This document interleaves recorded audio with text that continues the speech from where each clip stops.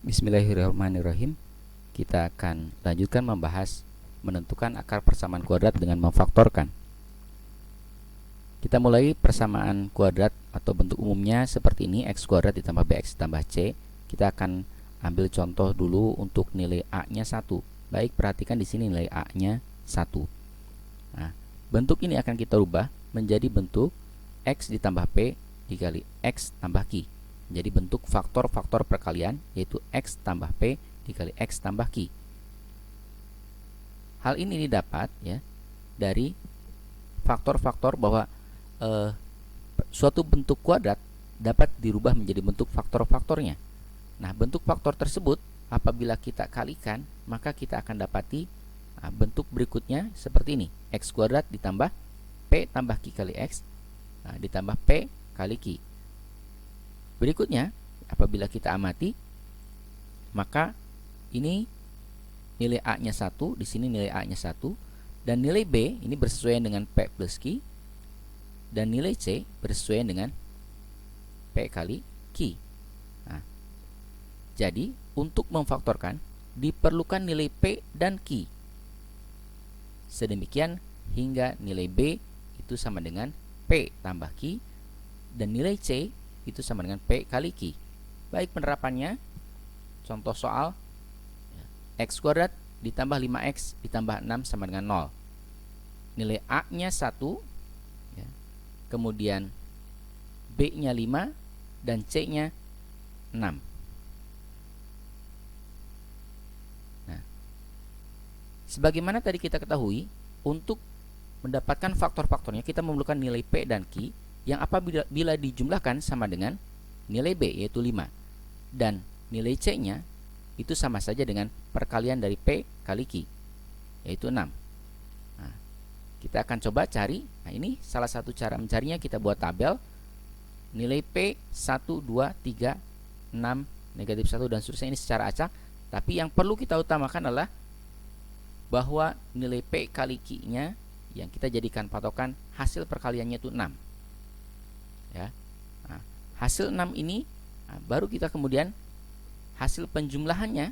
Nah, kita amati bahwa 1 ya dikali 6 itu 6, kemudian 2 kali 3 juga 6, 3 kali 2 6, 6 kali 1, kemudian negatif 1 kali negatif 6, negatif 2 kali negatif 3, negatif 3 kali negatif 2, negatif 1 kali negatif 1.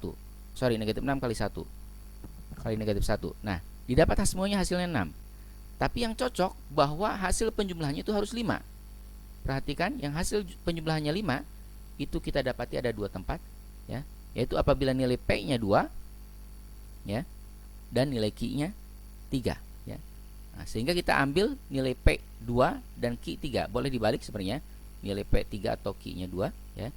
Nah, berikutnya kita masukkan ke persamaan, ya, bahwa nilai p-nya 2 dan q-nya 3, sehingga kita dapati persamaan ini bisa dituliskan menjadi bentuk faktor-faktornya, yaitu x plus 2, ya, kita ambil 2 dari sini ke sini, dan x plus 3. Nah, ini nilai q. Sehingga selanjutnya kita dapati, ya, x tambah 2 sebagaimana penyelesaian. Faktor-faktor tersebut dapat diselesaikan karena ini sama dengan 0, maka x tambah 2 sama dengan 0, ya. Sehingga kita dapati juga penyelesaiannya, berarti nilai x-nya adalah negatif 2. Nah, atau, ya, x tambah 3 sama dengan 0, sehingga penyelesaiannya nilai x sama dengan negatif 3. Ya. Dengan demikian penyelesaian atau akar-akar persamaannya adalah x1 negatif 2 dan x2, ya, negatif 3, atau himpunan penyelesaiannya adalah negatif 3 dan negatif 2. Berikutnya kita akan bahas nilai a-nya. Perhatikan, ini nilai a-nya 3. Tidak seperti yang tadi, nilai a-nya 1. Nah, untuk nilai a-nya 3, maka polanya sama. Kita ambil, ya, p dan q yang apabila dijumlahkan hasilnya adalah sama dengan nilai b, yaitu 5, ya. Nah, dan p kali q hasilnya sama dengan a kali c. Ini a-nya 3, ya, dan c-nya negatif 12. 3 kali negatif 12, yaitu negatif 36. Kita cari dua buah bilangan yang apabila dikalikan negatif 36 dan apabila dijumlahkan 5. Langsung saja kita dapati bilangan tersebut adalah 9 dan negatif 4. Ya, 9 kali negatif 4 negatif 36, 9 ditambah negatif 4 itu adalah 5. Selanjutnya kita dapati persamaan yang baru yaitu 3x kuadrat. Ini dari sini ya, 3x kuadrat. Nah, 5x. Nah, perhatikan 5x. Ya, kita rekayasa 5x itu adalah dari 9x dikurangi 4x. Kita rekayasa dari sini ya. Nah, 9 ditambah dikurangi 4x itu adalah 5x. Kemudian dikurangi 12 ya. Ini lanjutannya dikurangi 12. Ya. Setelah itu selanjutnya ya, kita buat tanda dalam kurung untuk masing-masing. Nah, setelah buat tanda dalam kurung untuk masing-masing, maaf perhatikan ini tadi tandanya minus di sini ya, tandanya minus maaf.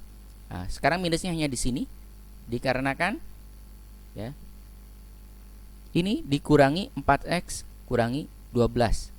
Nah, setelah dipakai dalam kurung maka yang dikurangi adalah dikurangi 4x ditambah 12 karena dikurangi keduanya ya. Baik, perhatikan seperti ini bentuknya.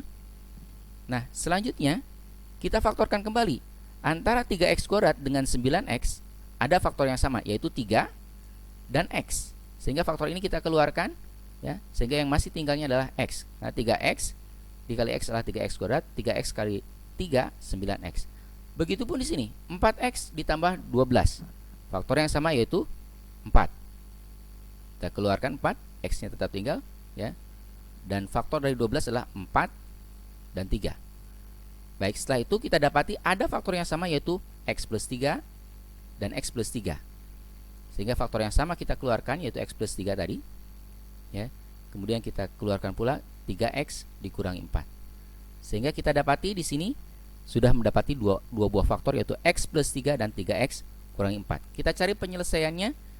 Nah, untuk menghasilkan 0 tentu saja faktor-faktornya juga kita upayakan jadikan 0 ya, sebagai penyelesaiannya. Berarti x tambah 3 sama dengan 0 atau nilai x-nya adalah negatif 3. Sehingga kita dapati x1-nya adalah negatif 3.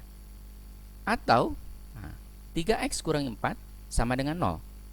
Sehingga 3x sama dengan 4 atau x sama dengan 4/3 ya. Jadi x2 seharusnya ya. X2-nya ya adalah 4/3. Sehingga himpunan penyelesaiannya adalah negatif 3 atau 4/3. Demikian penjelasannya, semoga bermanfaat. Assalamualaikum warahmatullahi wabarakatuh.